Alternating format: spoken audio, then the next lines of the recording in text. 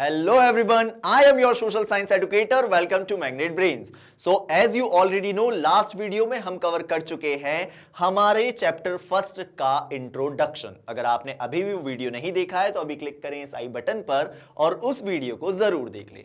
Now it's time for our first topic that is echoes from the past. मतलब अब हम यहां पर ये समझने वाले हैं कि हमारे एंशिएंट हिस्ट्री से हमें क्या क्या एक्चुअल में पता लगता है कि कैसे एग्रीकल्चर जो है वो एक्चुअल में इवॉल्व हुआ है। तो चलिए स्टार्ट करते हैं और सबसे पहले यहां पर समझते हैं हम ancient origin and early crops के बारे में।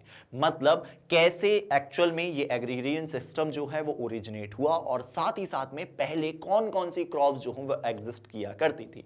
तो चलिए इन्हें समझते हैं। सबसे पहले हम बात करेंगे प्री हिस्टोरिक रूट की, जिसमें हमें यहां समझ में आने वाला है the story of Indian farming x tends back into pre history. मतलब बहुत ही पुरानी हिस्ट्री से आपको ये दिखाई देगा कि इंडिया में फार्मिंग जो है वो प्रैक्टिस की जा रही थी।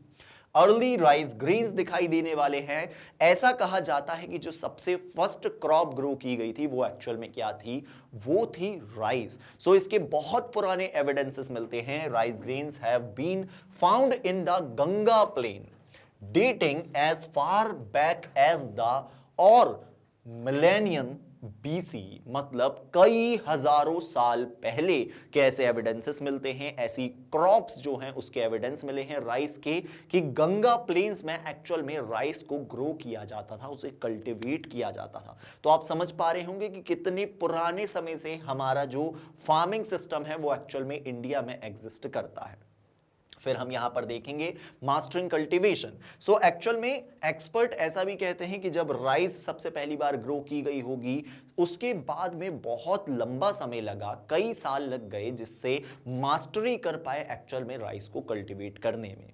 सो expert suggest that while grains were present early, it took several more millennia for systematic rice cultivation to be fully mastered. मतलब राइस को सही तरीके से ग्रो करना, जैसे आज हम ग्रो करते हैं, इन चीजों को सीखने में बहुत सारे ईयर्स लगे हैं और उसके बाद में एक्चुअल में ये मास्टरी हो पाई है कि हम राइस को सही तरीके से कल्टीवेट कर पाते हैं। अब हम यहां पर बात करने वाले हैं एक इंपॉर्टेंट साइट के बारे में जो होगी मेहरगढ़, जो है अभी एट प्रेजेंट बलूचिस्तान में। ये एक्चुअल में एक हड़प्पन साइट है जहां से एविडेंसेस मिलते हैं इंडियन फार्मिंग के। So cultivation of the barley and millet at this site is dated to the millennium BC. यहां से कुछ एविडेंसेस मिले हैं जहां से पता लगा है कि यहां पर एक्चुअल में बार्ले और मिलेट जैसी जो क्रॉप्स है वो ग्रो की जाती थी कई हजारों सालों पहले।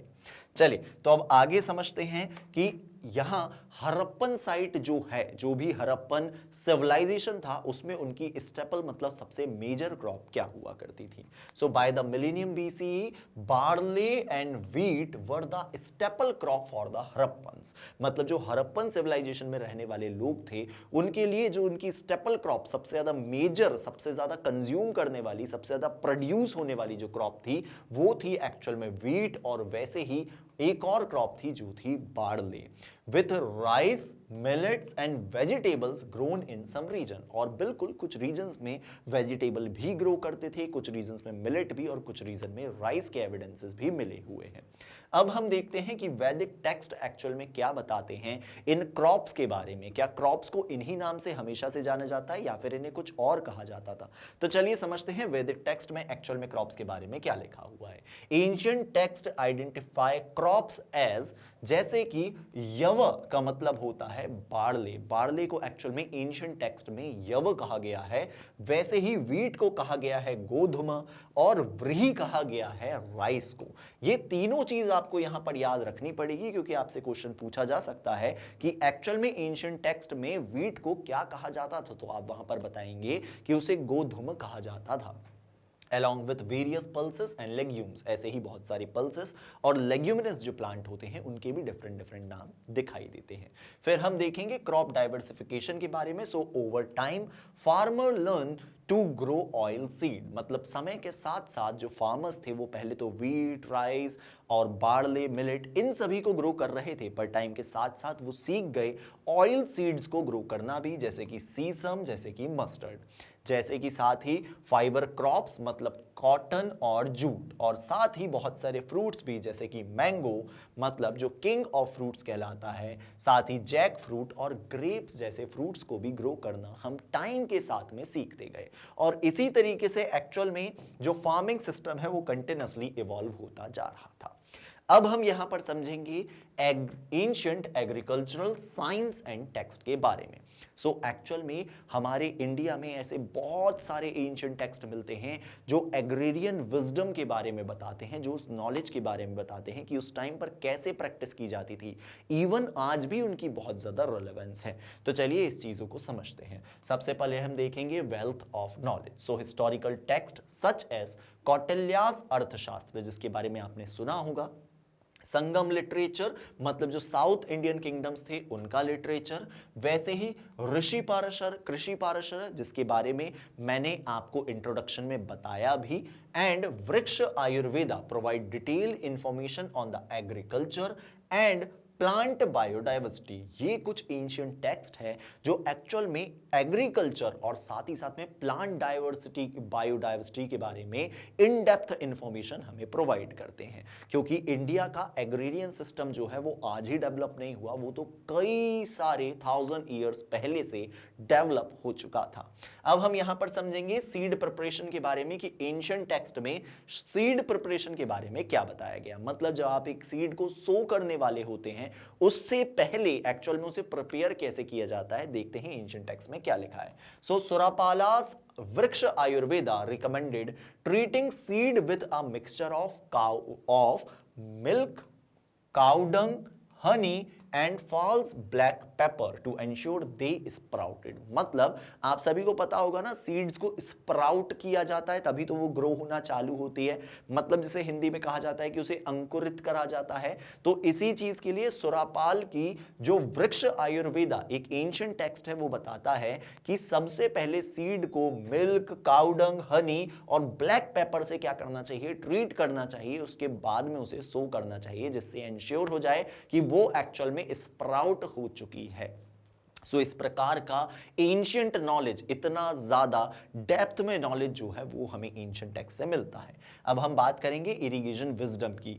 इवन हमारे एंशिएंट टेक्स्ट में ये भी बताया गया कि किस समय पर कितना इरिगेशन करना चाहिए, किस प्लांट को कितने वाटर की नीड होती है, किस किस समय पर हमें उसे पानी देना चाहिए। सो चलिए समझते हैं। Guidelines existed for the specific environmental needs such as watering newly planted tree in arid land every morning and evening for the 15 days। मतलब यहां पर यह बताया जा रहा है कि जो एरिड लैंड होता है वहां पर शुरू के 15 दिनों तक जब हमने किसी प्लांट को वहां पर ग्रो करा है उसे सुबह और शाम को क्या करना चाहिए, इरिगेट करना चाहिए, वाटर प्रोवाइड करना चाहिए। सो आई होप आप ये भी समझ पा रहे होंगे कि कितना ज्यादा डेप्थ में नॉलेज हमें मिलता है एक्चुअल में हमारे एंशिएंट टेक्स्ट से।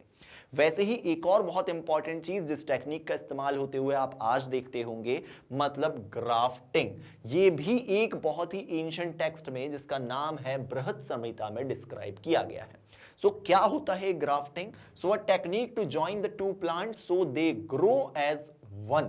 मतलब जब दो प्लांट्स को कट करके, खासकर आपने रोज प्लांट के साथ ये देखा होगा कि उनके स्टेम को इस तरीके से कट करके क्या किया जाता है, एक दूसरे के साथ में जोड़ दिया जाता है और फिर उसके बाद में to combine desirable trait like pest resistant और फ्रूट स्वीटनेस। सो उनकी डिफरेंट ट्रेट्स को मिक्स करने के लिए इस टेक्निक का यूज किया जाता है। और ये कोई आज ही डेवलप होने वाली टेक्निक नहीं है, ये टेक्निक तो बृहत संहिता में जो एंशिएंट टेक्स्ट है उसमें भी डिस्क्राइब की गई है। चलिए अब आगे समझते हैं एनिमल डोमेस्टिकेशन के बारे में। हमने ये तो समझ लिया कि हमारे यहाँ पर क्रॉप्स और प्लांटेशन जो है वो कैसे होता था। अब समझते हैं कि एनिमल डोमेस्टिकेशन के बारे में हमें अपने एंशिएंट नॉलेज से क्या पता लगता है। सो सबसे पहले हम यहाँ पर देखेंगे early integration. Animals like cattle, sheep, goat, pigs and fowl were domesticated as early as 3500 BCE, मतलब 3500 BCE के समय पर भी एविडेंसेस मिलते हैं कि वहां पर sheep, cattle, goat, pig, fowl जैसे एनिमल्स को डोमेस्टिकेट किया जाता था during the pre urban phase of Sindhu Saraswati civilisation. आप सभी को पता होगा जो हड़प्पन सिविलाइजेशन, जिसे सिंधु सरस्वती सिविलाइजेशन भी कहा जाता है, वो एक अर्बन सिविलाइजेशन था। उसके अर्बन सिविलाइजेशन सेटलमेंट के पहले से ही हमारे इंडिया में डोमेस्टिकेशन किया जाता था, ऐसे एविडेंसेस मिलते हैं। फिर हम यहां पर बात करेंगे एनिमल डोमेस्टिकेशन से जुड़े हुए एक और चीज की, जिसे गो कृषि कहा जाता है।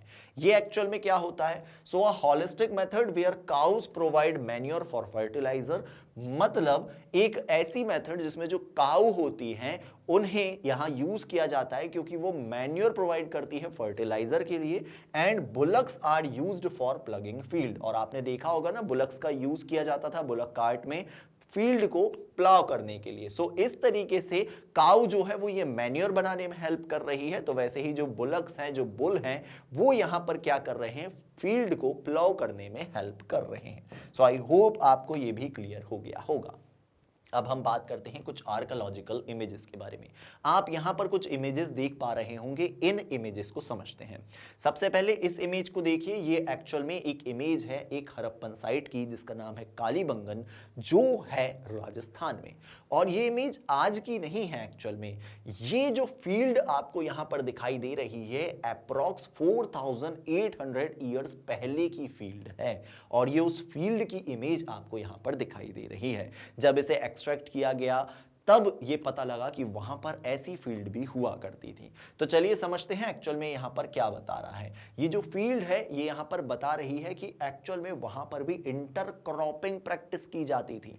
इंटरक्रॉपिंग क्या होता है, सबसे पहले इस चीज को समझ लेते हैं। So this is the practice of growing 2 or more different crops simultaneously in the same field।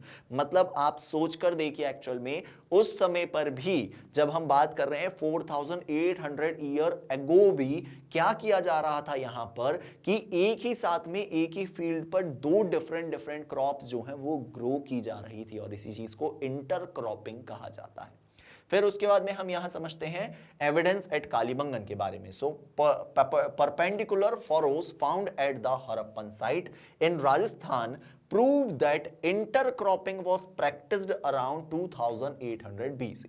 मतलब आपको यहां पर ये समझ में आ रहा होगा, ये जो लाइंस दिखाई दे रही है ये परपेंडिकुलर लाइंस, आई होप आपको विजिबल होगी, आपके बुक में भी ये फोटो आपको देखने को मिल जाने वाली है।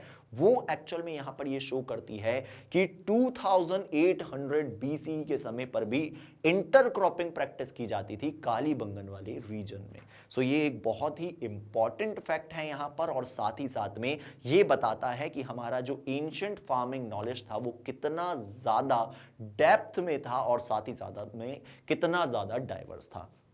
चलिए अब समझते हैं हिस्टोरिकल कंटिन्यूटी के बारे में। So the text book highlights that this exact farming method was still in use in the 1960s, रफली 4008 ईयर लेटर।